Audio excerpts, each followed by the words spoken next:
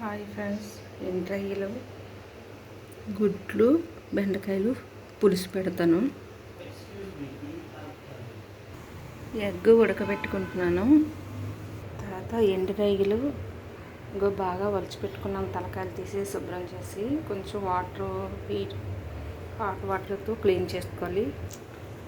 బెండకాయ, వంకాయ, టమాటా, ఎండురాయిలు, ఎగ్ పులుసు పెడతాము.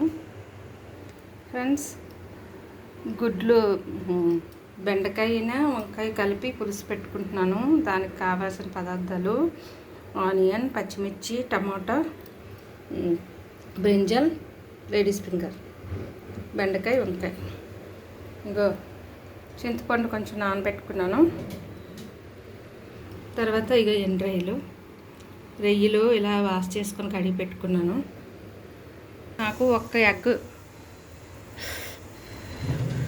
ఒక ఎగ్ చాలనేసి ఎగ్ ఉడకబెట్టుకున్నాను. ఎంతమంది ఎక్కువ కావాలంటే ఎక్కువ క్వాంటిటీ తీసుకోవచ్చు, ఎక్కువ ఎగ్స్ కూడా వేసుకోవచ్చు.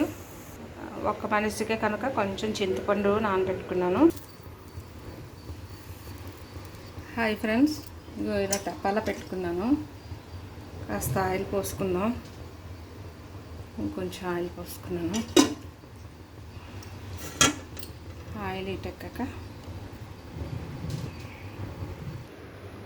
అల్లము, వెల్లుల్లిపాయ, జింజర్, గార్లిక్, ఆవాలు, జీలకర్ర వేసుకున్నాను.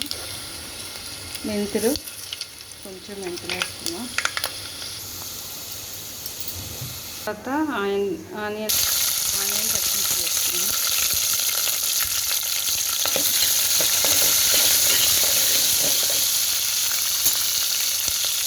బాగా వేగాక టమాటాలు వేసుకున్నాను. ఇది బాగా వేగిన తర్వాత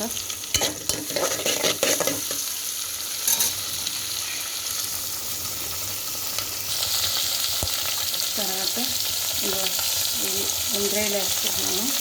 తర్వాత ఈ రొయ్యలు కూడా బాగా వేగాలి.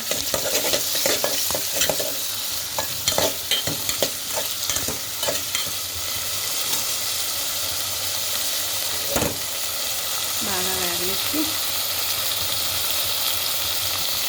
రెడ్గా వేగాల. కొంచెం వాటర్ అంతా కొంచెం ఇంటి వరకు వేసుకుంటే బాగుంటుంది.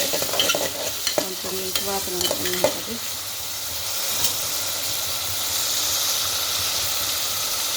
ఇలా బాగా వేగాల. ఆ తర్వాత ఈ రెండు వేసుకున్నాం. వంకాయ, బేగన్, లేడీస్ ఫింగర్స్ వేసుకున్నాం. వంకాయను ఇది వేసుకుంటున్నాను.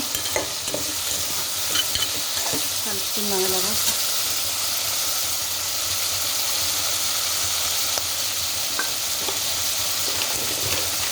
తర్వాత రాసాంత వేసుకున్నాం. కొంచెం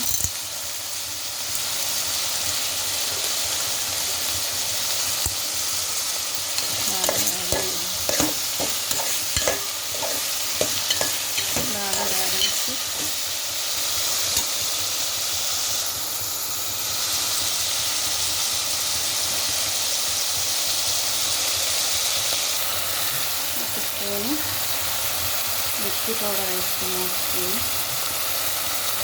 సరిపోదేమో, ఇంకా హాఫ్ స్పూన్ వేసుకున్నాము. ఎందుకంటే నేను ఎక్కువగానే కారం తింటాను. కొంచెం మిర్చి పౌడర్ తక్కువ తినే వాళ్ళు తక్కువ వేస్తాను. ఇంకొక హాఫ్ స్పూన్ కారం వేస్తాను. ఇప్పుడు కారం వేసుకున్నాక ఇలా కలుపుకోవాలి.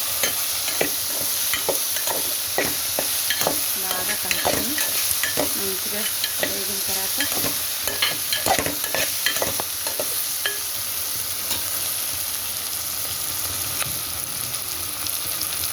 వేగిన తర్వాత వేగిన తర్వాత ఒక గ్లాస్ వాటర్ పోసుకున్నాం. ఇదో గ్లాస్తో వాటర్